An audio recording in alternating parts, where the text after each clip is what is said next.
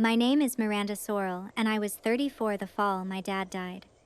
6 weeks after we buried him, my brother sold Dad's truck out of the shed without asking a single person. He told my mom it was just sitting there getting old.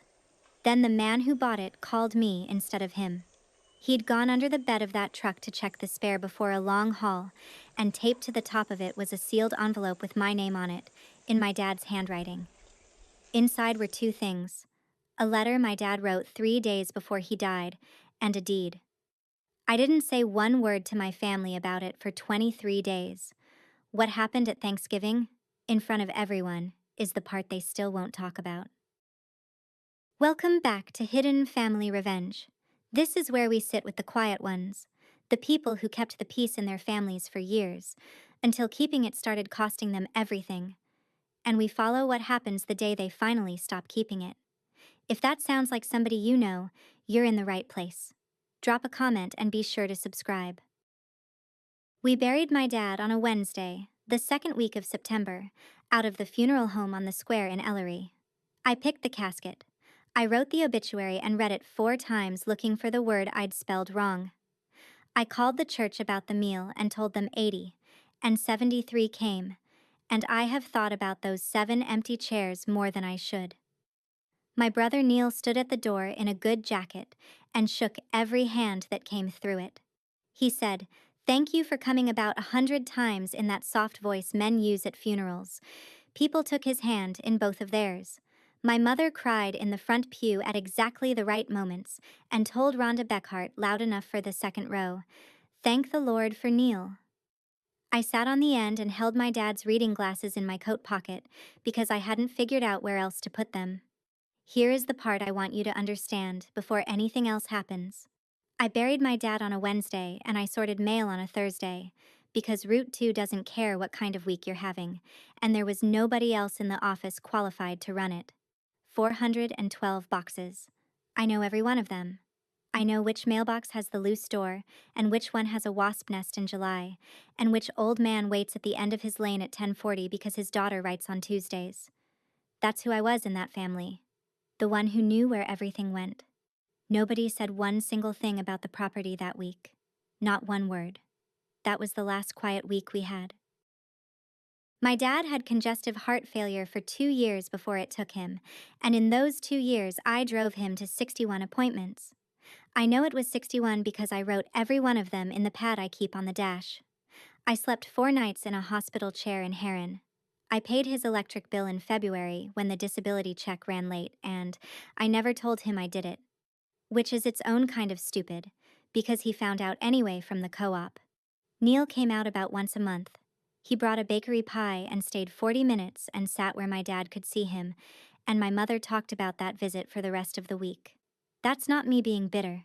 That's just the arithmetic of it. In June, I asked my mother a plain question at the kitchen table. I asked whether Dad had a will and where the deed to the place was kept. She didn't even look up from the beans. "You worry about the kitchen, honey. Let your brother worry about the man things." I let it go, the way I'd been letting things go since I was 19. I want to be honest with you about my own part in this, because it matters later. I believed that doing the work was the same thing as having a say. It isn't. It's just doing the work. Every time I quietly handled something, I taught those people that I would always handle it and never ask for a vote. That was on me. There was one thing from that summer I didn't think about until much later. Dad asked me out of nowhere if I still remembered how to mark timber with paint. I said sure. He nodded and didn't explain, and I didn't ask. 3 days before he died, on a Wednesday, I came out to the home place after my route and found him on the back steps with his color gone gray. He'd been somewhere. His good shirt was buttoned wrong at the collar, and Odessa Fenn's car was just pulling out of the lane. I asked where he'd been. "Went and signed some odds and ends," he said, and waved it off like a fly. He was breathing in that shallow way that made me count without meaning to. I sat down on the step below him and we watched the ridge go orange. Then he said, casual as a weather report, "That spare under the truck's low. Get under there and look at it when you've got a minute." I told him I'd do it right then. I had a compressor in my trunk and it would take me 10 minutes. He said no, it'd keep. I asked him a second time. I said, "Dad, if you're driving on a bad spare, I'd rather know now." He shook his head. "It'll keep till the weekend."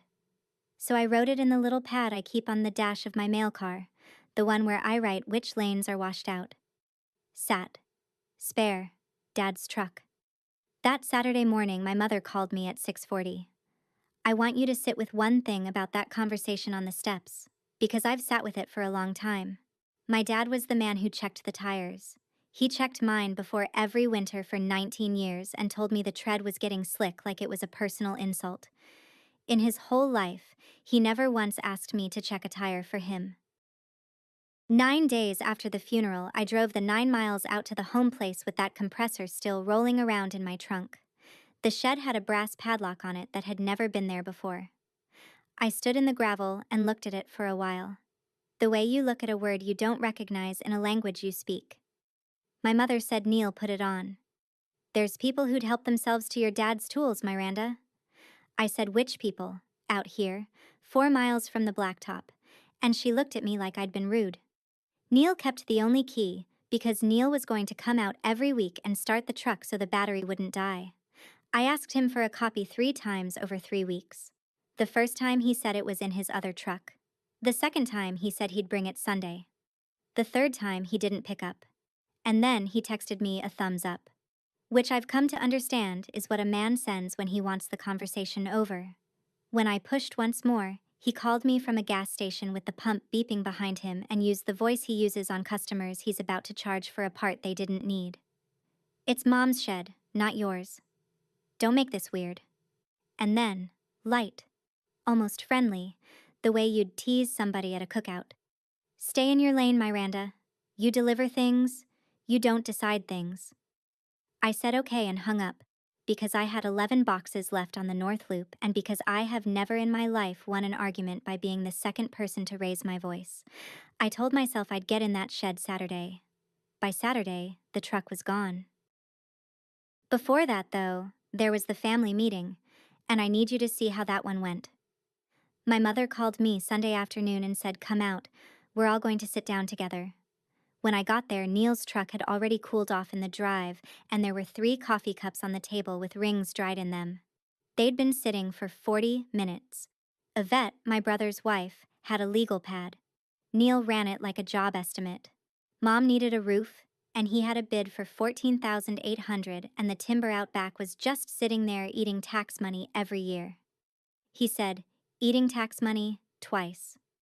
Yvette put her hand on my wrist and said, "I'm only saying this because I love this family." I asked exactly one question. I asked whose name the ground was in. The table went quiet for about 2 seconds, which in that house is a long time. My mother said it was in my dad's name. And then she said, "It's the whole family's now."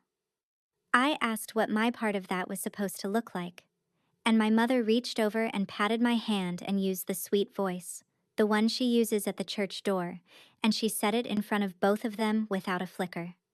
"You don't get land, Miranda. You get keepsakes." Neil looked at his phone. Then he said offhand that he'd already talked to a fella about it, and before I could ask which fella, he was up getting more coffee and telling Yvette they needed to leave by 4. I went out and sat in my car in the yard for 3 minutes before I started it, and I couldn't have told you why. 6 weeks after we buried him, on the last Saturday in October, I drove out with a pan of apple crisp for my mother, and the shed door was standing wide open. Where my dad's truck had sat since I was in grade school, there was a rectangle of clean concrete with an oil shadow in the middle of it. I stood in that doorway holding a warm pan. My mother came out on the steps and said it like it was nothing. "It was just sitting, honey. Neil said it'd go to ruin." $9,200. She had 2,000 of it in a bank envelope on the counter, and she'd already put a rubber band around it. I asked who bought it. She didn't know. She hadn't asked. I texted Neil and he wrote back inside a minute. "Handled it. Don't make a thing out of this. Let me tell you about that truck so you understand what was in that shed." It was a moss green half-ton with a bench seat my dad had reupholstered the year I turned 16, in a fabric my mother hated. There was a dent in the driver's door I put there myself backing into a fence post at 17, and he never fixed it. And every single time somebody mentioned it, he'd say, "That's how I know it's mine." I didn't want that truck. I want to be clear, because I've had people assume otherwise. I didn't want the truck. I wanted to be asked. I drove home and put the apple crisp in my own refrigerator and ate exactly none of it. 3 days later, on a Tuesday afternoon, my phone rang with a number from the next county over. If you've ever learned something about your own family from a total stranger, then you already know what my stomach did when that number came up. Stay with me on this one. The part that turned it all around is taped under a tire, and it's about 2 minutes from here. Hit subscribe so you don't lose the rest of it. The man's name was Emmett Vachon, 63, retired lineman, 41 miles east in the next county, and he talked like a man who has never once been in a hurry. He said he'd bought a green half-ton off a fella out of Ellery, and he was fixing to pull a hay trailer with it, so he'd dropped the spare down out from under the bed to put air in it. He said there was an envelope taped to the top side of the tire, the flat part that faces up under the truck, wrapped in 2 freezer bags with silver duct tape over the whole business. He said the name on it was Miranda. Just Miranda. In carpenter pencil. In block letters. He'd called the post office in Ellery and asked whether there was a sorrel working there, because he figured a name like that in a town that size wouldn't be hard, and Dale gave him my cell without asking me first, which I have never once complained about. Here is the thing about Emmett Vachon that I think about more than I expected to. He didn't open it. A man buys a truck, finds an envelope hidden under it, and every reason in the world says, "Look inside." He drove it around for 3 days trying to find the right person instead. I asked if I could come get it. He said he'd be on the porch. I drove 41 miles that same afternoon in my own car with my uniform shirt still on. He met me in the yard with the envelope held in both hands like it was a plate somebody had asked him to carry. He handed it over and he said one thing to me before I left. "Somebody went to a lot of trouble making sure this found you and nobody else." I put it on the passenger seat and drove 9 miles home with my hand flat on top of it, like it might go out the window. I didn't open it at his house, and I didn't open it in my kitchen. I drove out Quarry Road past the home place with the lights already on in my mother's front room, and I pulled off at the head of the log road that goes back into the 84 acres, and I sat there with the engine off and the windows down. Then I slit the tape with the letter opener I keep in the door of my car. 2 things came out. The first was heavy paper, folded in thirds, with a heading printed across the top that said, "Warranty Deed." It was dated that Wednesday, 3 days before he died. Grantor, Elwood R. Sorrell. Grantee, Miranda K. Sorrell. Then a whole paragraph of surveyor's language about the north half of the northeast quarter and a road running along the west line, which is how the law talks about a place where you learn to walk. His signature was at the bottom in the tight, cramped hand he used when he was being careful. Under it was a notary's seal, and the name in the seal was O. Fenn. The second thing was 1 sheet of yellow legal paper, written in block capitals, front and back. I'm not going to give you all of it right now, because there's a place further on where it belongs. I'll give you the line I read 4 times sitting in that car with a deer standing at the far end of the log road watching me. He wrote, "I didn't leave it to you because you're my daughter. I left it to you because you're the one who walks it." I sat there about 20 minutes. Then I did the only thing I actually knew how to do. I photographed both sides of both pages, put the originals in a stiff envelope, wrote the date on the flap, and told absolutely nobody. I've handled a lot of important mail in 9 years. I had never held anything addressed to me by a dead man. The next morning, off the clock, I walked 6 blocks from my house to the square and up the stairs across from the courthouse to Ingrid Nyquist's office. $150 for an hour. I paid it on my own card and I have the receipt to this day. She read the deed twice without saying anything, and then she asked me where I got it. And when I told her the whole business about the spare tire, she set her pen down. Here's what she told me. And she said it in plain words, which is why I'm able to repeat it. A deed doesn't work just because a man signs it. He has to hand it over while he's alive. He has to actually let go of it, on purpose, meaning it. Signing isn't enough. Putting it in a drawer isn't enough. Then she asked me the question that kept me up for a week. Is duct tape under a tire handing it over, or is it hiding it? I said I didn't know. She said neither did she, and that's the whole fight. Then she told me the second half.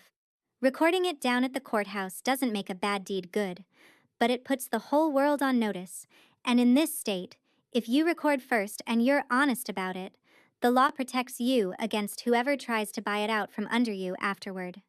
Her last piece of advice was the hardest thing anybody asked of me that year. Don't tell your family yet. Not until you can show what your dad meant to do. Your brother doesn't have to win, she said. He only has to sell it before you can prove it. I asked how long it takes to prove intent. She looked at the calendar on her wall. When are they selling? That Sunday, I ate pot roast at my mother's table with a photocopy of my father's deed lying in a folder in the trunk of my car, 50 feet away, under a bag of road salt. If you have never had to sit and pass the butter while somebody lies about your dad, I don't have a good way to describe it. My mother started building her story that night, and she wasn't even sly about it. She told Yvette that Woody got confused there at the end. She said he called her by his own mother's name one evening. She said he'd sign anything you put in front of him those last weeks, poor thing. Yvette made a sympathetic noise and wrote nothing down, and my mother looked at me for 1/2 second to see if it had landed. It had. I knew exactly what she was laying track for, because it's the only argument they had.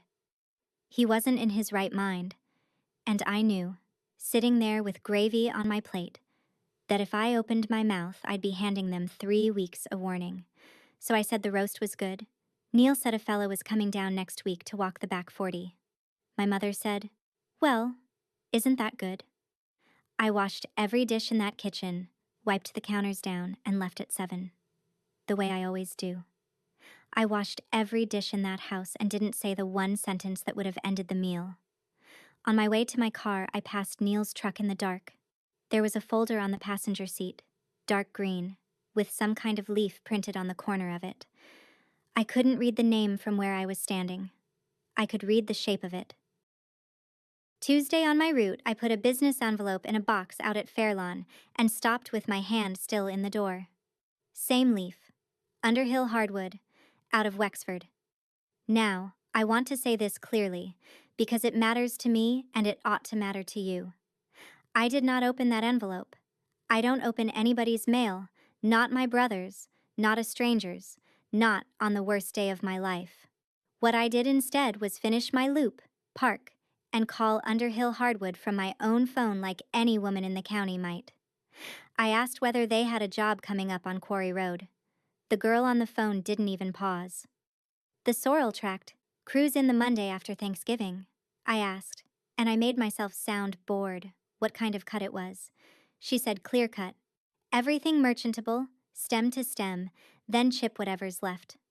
My dad marked timber with blue paint for 40 years.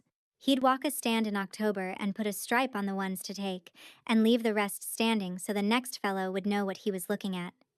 He sold standing timber 3 times in his whole life, and both times before this one, he cried about it in the shop, where he thought nobody could hear him. They were going to leave nothing. 9 days with a feller buncher and 84 acres would look like a parking lot with stumps in it. I sat in my car in the post office lot and did the math on the calendar. It was the 7th day since I'd opened that envelope. There were 16 days left. And I still didn't know what my brother had signed as, because he doesn't own 1 square inch of that ground. Ingrid found out for me with 1 phone call to a man she'd done closings with for years. Neil signed the timber contract as the representative of my father's estate. He gave them a certified copy of the death certificate and a letter of authorization with my mother's signature on it. Not forged. Signed. She sat at some table with a pen in her hand and put her name on it. I read it 3 times off Ingrid's notepad before it went all the way down. There's a thing about timber deals out here that nobody thinks about until it happens to them. A standing timber contract gets signed on a handshake and a quick look at the tax rolls. Because it's a crop, not a house. Underhill wasn't going to run a full title search until right before the contract closed, which was the week after Thanksgiving. Until then, they were operating on trust and a death certificate. Ingrid tapped her pen on the desk twice and gave me the sentence the whole rest of this turns on. If you record that deed, and then you give them written notice you can prove they received, then from that minute on, they are not innocent buyers anymore. Nobody in this deal gets to say they didn't know. That night, my mother called about something else entirely and read a text from Neil out loud without thinking, the way she does. Once the crew's in, it's done. Nobody unrings that bell. I asked Ingrid the next morning what it takes to prove a dead man's intent. She held up 3 fingers. Sworn testimony from whoever watched him sign. A written record of him treating the ground like it was already mine. And the deed itself. On record. I had one of the 3. Odessa Fenn is 74, and she was the secretary at Ellery High for 31 years, which means she has known everybody in this county since they were 14 and stupid. She keeps her notary stamp and works a side desk at the insurance office on the square 2 days a week. When I walked in, she said my name before I got the door shut, and then she said, "I've been waiting on you, honey." And my eyes went hot, and I got them back. She remembered that Wednesday exactly. She remembered it, she said, because Woody Sorrell was the only man in 30 years of notarizing who brought his own chair. He carried a folding lawn chair in from his truck and set it down in front of her desk and sat in it. She said he came in with a deed already typed up, and he read the whole thing through one more time out loud under his breath before he'd take the pen. And she said, before he signed, he told her something. He looked up, and he said, "I want it to be hers starting today. I just don't want her fighting with her mother about it while I'm still here to hear it." She said she'd swear to that. She said she'd put it in an affidavit in front of another notary at the courthouse and sign her name to it, knowing what perjury is. She didn't have a notebook to hand me, and I didn't ask for one. What she had was her memory and a willingness to put it under oath. Then she said one more thing, offhand, gathering up her cardigan. He asked me that day if I remembered whether he'd already filed his forestry paperwork over at Wexford, from the year before. I was on the road to Wexford by 7 the next morning. The district forestry office in Wexford is a brick building with a gravel lot and a counter that has a bell on it. I filled out a records request, sat in a plastic chair for 25 minutes, and paid $3 for copies. What the woman brought back was a folder about as thick as a magazine. A multi-year forest management plan for 84 acres in Ellery County, filed 14 months before my father died. Stand maps. A schedule of thinnings out to the year I'll turn 50. Stapled to it, a cost-share agreement for timber stand improvement under the state program, with the acreage and the parcel number typed in. And down at the bottom, on the line that says landowner and cooperator, there were 2 signatures, Elwood R. Sorrell and Miranda K. Sorrell, mine. I stood at that counter and I could not, for the life of me, remember signing it. And then, all at once, I could. A Tuesday evening in July, the summer before last. He pushed 3 sheets across the kitchen table at me while I was standing at the stove reheating his supper because he wouldn't eat at 5 like the doctor said. He said, "Sign right there for me. It's just forestry paper." I signed all 3 without reading them because his beans were scorching. I had been carrying the proof for 14 months and never once knew it. I went out and sat on the tailgate of somebody else's truck in that gravel lot and read my father's letter all the way through for the first time. He wrote that he'd started moving it a year and a half back, a little at a time, so it would be done and quiet. He wrote that he knew what Neil would do the minute he was in the ground, and that he'd known it for years and hated knowing it. He wrote that he didn't have another fight with my mother left in him, and that he was sorry to hand me the fight instead. And he wrote the line again at the bottom, underlined twice. "I left it to you because you're the one who walks it." He didn't hide it from me. He hid it from the argument. That afternoon, I stopped being a person that things were happening to. By the middle of the next week, Yvette had gotten out in front of it. She put it on the church prayer chain, which in this county is faster than the internet and harder to correct. "Please pray for our family. There's a dispute over land. Please especially pray for my mother-in-law who is grieving and being put through this." She didn't use my name. She didn't have to. By Thursday, I had 3 people on my own route ask me questions with their eyes down. Mrs. Voth, who is 71 and has never once softened anything in her life, came all the way out to her box in her housecoat and asked me flat, "Honey, is it true you're suing your mother?" I said, "No, ma'am." I said I hadn't filed anything against anybody and I wasn't planning to. And then I said, the only thing I let myself say for 3 weeks. "I'm not doing one thing I'd have to whisper about." She looked at me a second, and then she said something I wasn't ready for. She said my dad had stopped by her place the summer before last. He'd sat on her porch and drunk a glass of tea and asked her for the phone number of the lawyer who'd done her husband's papers. She said she gave it to him, and he wrote it on the back of a feed store receipt. My mother called me that night crying so hard I could hear the wet in it. She said I had humiliated her in front of the whole church. She said she couldn't show her face at Wednesday supper. I said I loved her, and I had to be up at 4:30. And I hung up, and I stood in my kitchen with my hand still on the phone. Mrs. Voth is also on the Thanksgiving list. Every year. 2 days after that, my mother called sweet as pie and said, "Come out, I've got your part set aside." There was a banana box on the kitchen table. In it were 6 of my dad's ball caps, his reading glasses, a folding knife with the blade worn down to a sliver, a cloth tape measure, and my parents' wedding picture in a frame with a crack running through the glass at the corner. I stood there with my hands on the box, and my mother said it again, with her eyes shining, in that voice she saves for the front steps of the church. "You don't get land, honey, you get keepsakes." Then she slid a piece of paper across the table at me. It was typed. Disclaimer of interest. My name was already printed at the bottom over a signature line, spelled right, middle initial, and all.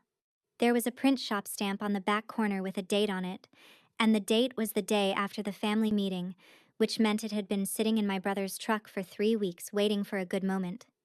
Yvette had a pen out of her purse before I'd finished reading the first paragraph. My mother said, "It's just a formality, sweetheart. It keeps the peace." I picked up the pen. I want to be honest, I did pick it up. Then I set it back down on the table and said I'd read it at home, and my mother's face did something I'd never seen it do. I carried that box out to my car. When I set it on the seat, the reading glasses slid out of the fold of a cap, and there was a scrap of paper folded into the temple arm in block capitals. Wexford, second file. Neil was waiting in the post office lot at 4 o'clock on Monday, parked crossways behind my car so I couldn't back out. He got out and leaned on my fender with his arms folded, and he kept his voice up, because Dale and a clerk named Pam were loading trays 15 feet away, and he wanted them to hear the reasonable brother. He asked about the paper. He said Mom's roof leaks into a bucket in the back bedroom, and had I been in that bedroom lately? He said the family needs money, not principles. I said I don't sign things the same day I read them, and I never have. And he knew that about me. He laughed. Not mean. Worse than mean. He laughed like I'd said something charming at a wedding, and he leaned in and said it again. The same words. Slower this time, so I'd get it. "You deliver things, Miranda. You don't decide things." And then he got a little too pleased with himself, the way he always does about 10 seconds after he thinks he's won. He said Monday after Thanksgiving it's all done, and then this whole thing goes away and everybody forgets about it by Christmas. Dale walked over with a tray on his hip and asked me, real casual, if everything was all right out here. Neil said we're fine, buddy. Dale didn't move. Neil got in his truck and backed out. I stood there in the cold with my keys in my hand, and I thought about 3 certified stamps and who exactly I would want signing for them. I've been delivering things for 9 years. He'd never once stood behind me at that counter. You would be surprised what people sign for without reading a word of it.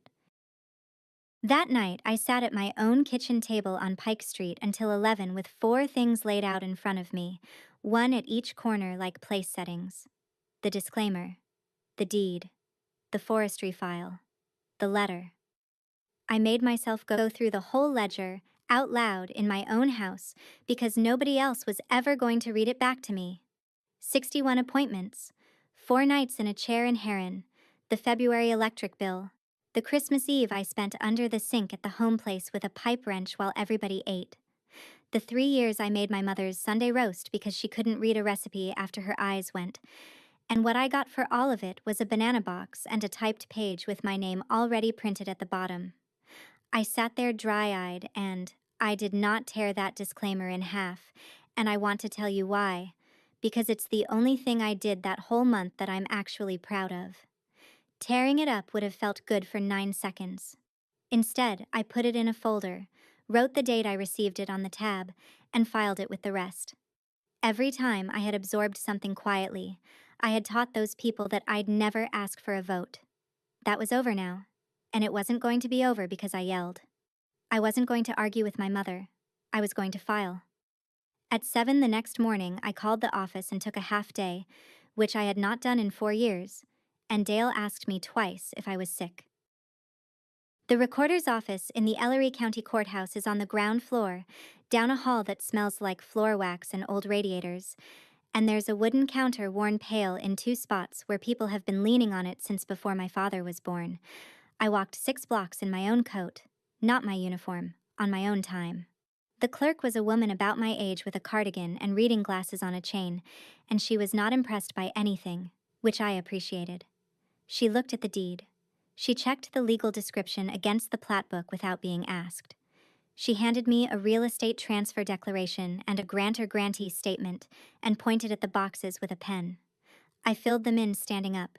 She caught one thing I'd left blank, where the tax bills should be mailed, and I wrote in my own address on Pike Street and initialed it. Then she stamped the top right corner with a machine that goes chunk, and she wrote a document number on it in ballpoint, and she told me the fee, and I wrote her a personal check for it. That was it. She handed me back a certified copy with the county seal pressed into it and said, "You'll want to keep that somewhere dry, hun." It took 19 minutes and cost me less than a tank of gas. I want to be honest about how it felt, because I had expected something and I got something else. It did not feel like winning. It felt like finally getting a letter to the right house after it had been going to the wrong one for a year. I stood on the courthouse steps in the cold with that copy in a plastic sleeve inside my coat, and I understood two things at the same time.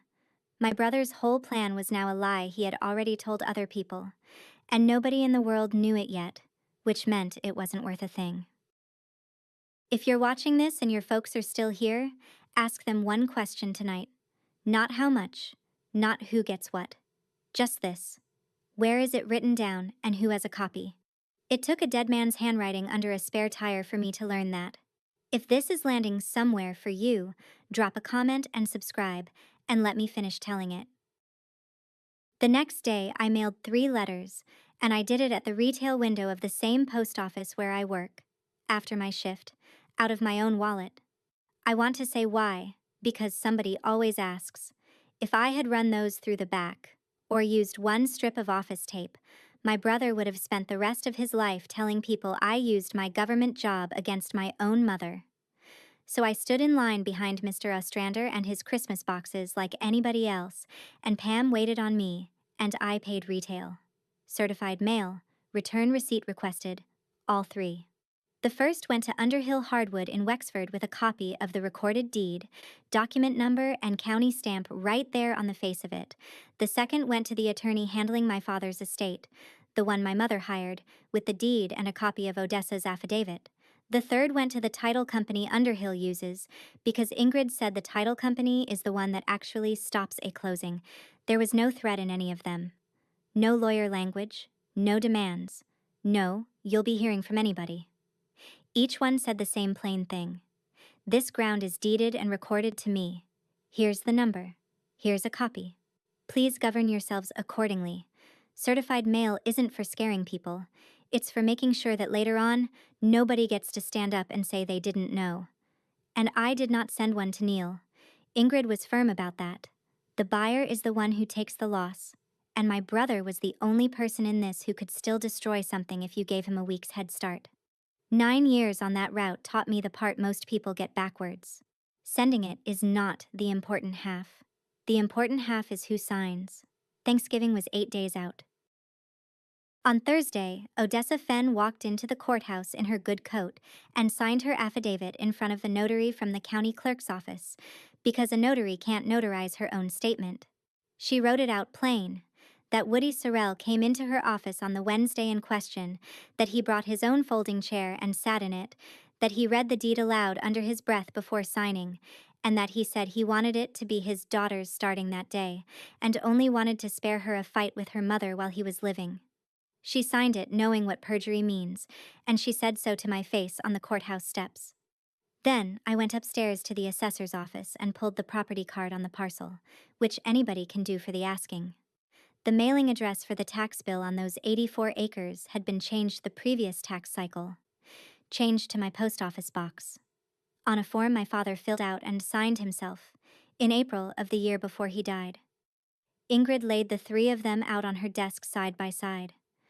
The forestry plan with my name on the landowner line, the tax card, the sworn statement. She tapped each one with 2 fingers. "This isn't a piece of paper somebody found under a tire," she said. "This is a man doing the same thing over and over for 14 months. Then she asked me how I wanted to play it. She said we could file a suit Monday and let my brother sweat straight through the holiday. And honestly, she looked like she'd enjoy it. Or I could let the mail do the work and keep my grandmother's dishes on the table." I picked the table. I did not know it then, but my brother had picked the table too. Friday, I drove out to the home place with my mother's blood pressure prescription because the pharmacy in Ellery closes at 5, and she can't drive since the cataract surgery. The television was off, which never happens. She was sitting in my dad's chair with his reading glasses on the end of her nose and a church bulletin in her lap that she wasn't reading. She didn't hear me come in. When she did, she didn't get up. She said, "Sit down a minute." So I sat on the floor beside the chair the way I used to when I was 8. She said, 46 years. She said it to the window. Then she said the truest thing that woman has ever said to me. "Nobody tells you the house gets loud." She said she leaves the radio on all night in the kitchen. She said she goes to bed at 8:30 because she can't stand the last hour before it. She said she stands at the back door some mornings and looks at the shed and can't make herself walk out to it. For about 2 minutes, we were a mother and a daughter, and I had my hand on her ankle, and neither of us said anything at all. Then she took hold of my wrist. Same voice, exactly the same voice, and she said, "So you'll sign that paper for me, so I can rest." And when I didn't answer, she said the rest of it. "Your brother says if you don't sign it, I'll have to go live with them." I sat there on the floor of that house, and I could hear which words were hers and which words had been handed to her. And I could have told you the exact afternoon she'd been given them. I said, "Mom, you aren't going anywhere. Ever." And I said, "I'm not signing anything tonight." And you can tell him I said that. On my way out, I walked past the shed. The brass padlock was hanging open on the hasp with the shackle cut clean through, and my dad's roll-around toolbox was gone. Monday, my supervisor called me into the little office behind the boxes and shut the door, which in 9 years had never happened. Somebody had phoned in a concern that a carrier was using the mail to interfere in a private family matter. He didn't say my brother's name, and he didn't have to. And to his credit, he looked like he'd rather have been anywhere else in the state. I put 3 retail receipts on his desk. Time-stamped, at the window, after my shift, paid on my own debit card, with Pam's clerk number printed right on them. He looked at them for maybe 10 seconds. Then he stacked them, handed them back, and said, 9 years, not one complaint. Go finish your route. That was the whole meeting. I sat in my car for a minute afterward with my hands on the wheel, and what I felt wasn't anger. It was a kind of cold clarity, because a man who calls your job is a man who has run out of better ideas. Neil texted me that afternoon. "I don't want to do it like this. Don't make me." Then, 20 minutes later, Dad wasn't right at the end, and you know it. My mother called 3 times that evening and used a different voice each time. The first one was sugar. The second one was about how I'd humiliated her at church. The third one, she was crying so hard I couldn't make out half of it, and she hung up on me before I could say anything back. I answered both of them one time, in writing, the way I'd answer a customer who yells across the counter, short, polite, and on paper. I said I loved them. I said I wasn't signing. I said we could talk about it after the holiday. The next afternoon, the first green card came back in my own mail. By Tuesday, the day before Thanksgiving Eve, all 3 receipts were back in my box. Little green cards, the kind I've stuck on 10,000 pieces of mail for other people. Card 1, Underhill Hardwood, Wexford, delivered the previous Friday, signed on the line by Q. Underhill. Not a receptionist. The man himself, in a hand that slanted hard to the right. Card 2, the estate attorney's office, signed by a legal secretary. Card 3, the title company's intake department, with a stamp instead of a signature, which counts. I laid everything out on my kitchen table and put it into one stiff brown accordion folder in the order Ingrid told me. The recorded deed with the county seal on top, the 3 green cards behind it, Odessa's affidavit, the forestry plan with 2 signatures on the landowner line, the assessor's card showing where my father sent the tax bills. And here's what I decided, and I want it on the record because people assume I planned some kind of ambush. I decided I was not going to open that folder at dinner. I was going to leave it under the driver's seat of my car and eat turkey with my family, and let the mail do what the mail does. The Monday after. Quietly. With no audience. Then my mother called Wednesday morning, sweet as the first day of spring, to make sure I was coming, and to ask me to bring the mashed potatoes. And she said, "Neil's got some good news for everybody." I stood in my kitchen holding the phone and I understood the whole shape of it. He'd picked the table. He was going to stand up in front of the whole table and announce it, because in front of that many people I'd either have to smile or be the woman who ruined Thanksgiving. He picked the table because he thought a room full of people would keep me quiet. He had never once stood behind me at a counter. I brought a dish of mashed potatoes and a brown accordion folder. Only one of them was for the table. Thanksgiving at the home place on Quarry Road. 2 o'clock, 10 people. My mother, Neil and Yvette, and their 2, who are 12 and 8. Yvette's parents, who drove up from Cairo and who I have met maybe 6 times. My Uncle Verlin, my dad's older brother, 74, who has never in his life said anything he didn't mean. Mrs. Voth from down the road, who has come to this table every year since her husband passed. And me. My grandmother's dishes were out, the ones with the gold rim that come down from the top shelf twice a year, Thanksgiving and Easter, and my mother washes them by hand and won't let anybody help. There was a football game on in the front room with nobody watching it. The kitchen smelled like turkey grease and cigarettes from Yvette's mother sneaking one on the back steps. At the head of the table was my dad's chair, and nobody sat in it, and nobody moved it either. They just talked over the top of it all afternoon, like it was a hole in the floor everybody had learned to step around. Yvette did the seating. She put me at the far end with the kids, and she said it in a bright voice. "You're so good with them." Neil filled everybody's glass with sweet tea and stopped behind my uncle's chair and squeezed his shoulder and said, "Verlin, I've got something to tell everybody here in a bit."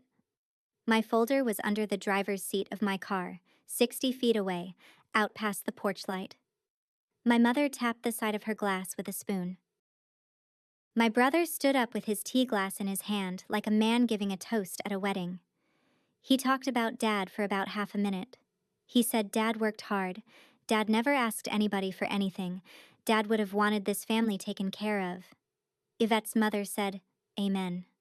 Then he went straight into the money the way a salesman slides from your daughter's wedding pictures into the payment plan. He said he'd gotten the background squared away. He said a good outfit out of Wexford was coming in Monday morning with a crew, and it would be done before Christmas. And then he reached into his jacket and took out a check and set it down beside my mother's plate, face up, and said, "That's the roof, Mom. 14,800. You'll be dry by New Year's." My mother put her hand over her mouth. Yvette's parents applauded, actually applauded at a dinner table.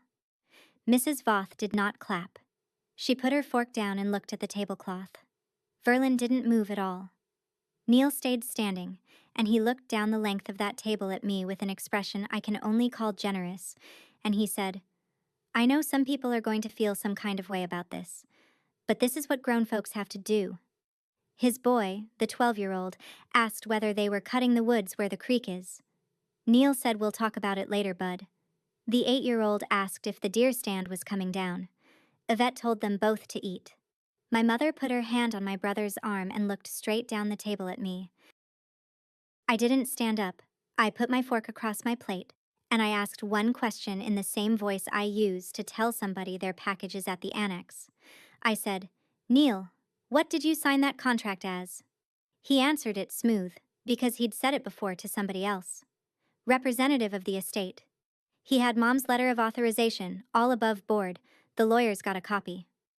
I asked the second question. I said, "And what day does it close?" He said Monday. Then he added, "And this is the part I want you to hold on to." Why?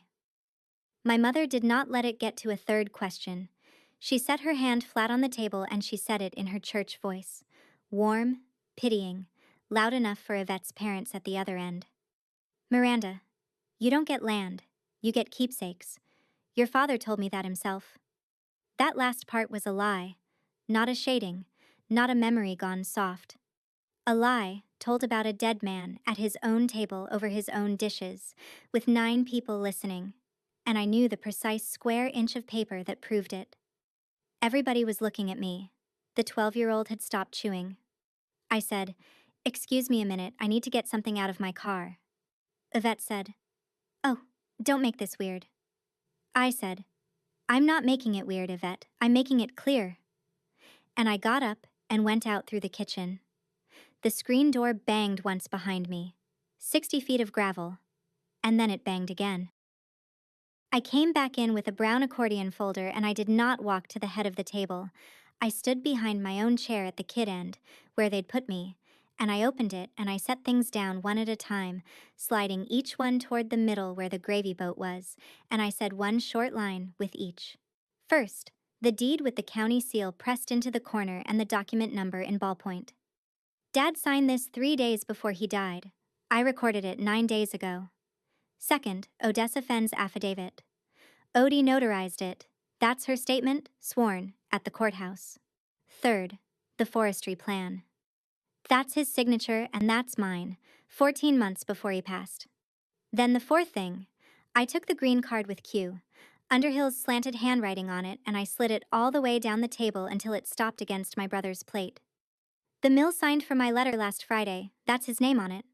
Neil stood so fast his chair went over backward and hit the doorframe. He hit the table with the flat of his hand, and the gold-rimmed dishes jumped and the sweet tea went across the tablecloth toward Mrs. Voth, who moved her plate without ever taking her eyes off my brother. He said I'd forged it. He said Dad wasn't right in the head at the end, and everybody at this table knew it. He pointed at me across 8 feet of turkey, and he shouted the thing he'd been saying to me my whole life, except this time there was nothing friendly left in it. "You're a mail carrier. You're the one who hands out other people's letters." And I stood there with my hands flat on the back of my chair, and I said it back to him quiet. And I promise you, I did not raise my voice 1 inch. "You're right, Neil. I deliver things. And you signed for one of them." My mother started to cry and turned to Mrs. Voth and said I had ruined Thanksgiving. And then my brother's phone went off face up on the table beside the gravy, and he looked down at the screen, and he sat down. It was Quentin Underhill calling on Thanksgiving afternoon, which no man does unless something has come apart. Neil answered it with his hand cupped around the phone, and my Uncle Verlin said, "Put it on the speaker, son." And Neil, who had been running that table for 2 hours, did what his uncle told him. Underhill's voice came out flat and tired into that kitchen. He said the title work had come back that morning. He said there was a recorded deed on the tract in another name, and the contract was dead, and he was not sending a crew Monday. And then he said the sentence that took the air out of the room. He said he needed the $40,000 back, the advance he'd paid out in September, and he needed to know by the 1st of the month how Neil intended to return it. September. 6 days before my father died, my brother took $40,000 against a stand of timber that was never his. My mother said, "What 40,000?" Neil didn't look at her. He didn't answer her either, then or ever. And that's when the last piece went in for me, sitting there at the kid end of the table. The truck. $9,200, 6 weeks after we buried Dad, out of a shed with a new lock on it. It was never about the battery going bad. The advance was already spent and the skid steer payment came due. He never apologized. He said I'd cost this family $40,000. He said Dad had left behind a mess. Then he got his coat. Yvette followed him to the door and turned around in it and told me she had only ever tried to keep this family together. And my Uncle Verlin stood up at the end of that table, the only person who did. And he said, "Judy, that girl walked those woods with him every fall of her life. You knew that."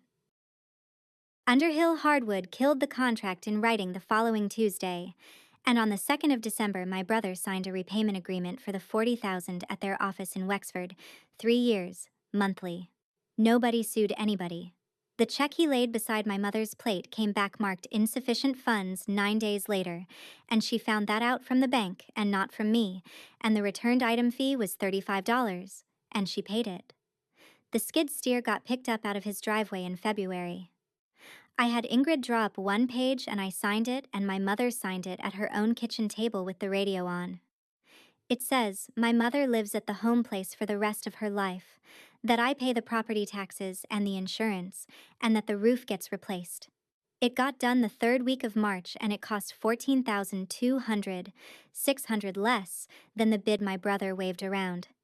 There is exactly one condition printed on that page. Nobody signs anything concerning those 84 acres but me. She read it twice, and she signed it, and she did not cry that time. And afterward she asked me if I wanted the rest of the pumpkin pie to take home. I called Emmett Vachon in December and asked what he had in the truck. He said 9,200 plus 640 for brake work, and then he said he'd take 8 for it because he'd rather it went home. I told him no. I paid him the whole thing over 10 months, and I have the payment book. That truck sits in the shed on Quarry Road now with the dent in the driver's door that I put there at 17. In April, I walked the 84 with a can of blue marking paint and a district forester, and we laid out the first selective thinning for the winter after next. I marked the trees myself. Verlin came out and walked about half of it with me, and didn't say anything the whole time, which is how he says a lot. Neil didn't come at Christmas. Yvette stepped down from the volunteer committee at the church in January. Mrs. Voth still leaves a pumpkin pie in her mailbox for me every November with my name taped to the tin. Not one person in my family has ever said they were sorry. I stopped waiting for that somewhere around the 2nd week of December, and I have been all right since. We had Thanksgiving at my house on Pike Street the next year. 7 people around a table meant for 6. My mother beside Verlin, Mrs. Voth on the end, and nobody had to step around an empty chair because in my kitchen there isn't one. My dad's reading glasses live in my kitchen drawer now, and that scrap of paper is still folded into the temple arm where he left it, and I have never taken it out. He wrote it in his letter, and I'll say it the way he wrote it. I left it to you because you're the one who walks it. And here's the only advice I've got. If somebody in your family keeps telling you what you're going to get someday, ask them where it's written down and who has a copy, because love that can't survive being put on paper was never a plan. It was just a way to keep you quiet. That's my story. 1 truck, 1 spare tire, and 23 days of keeping my mouth shut.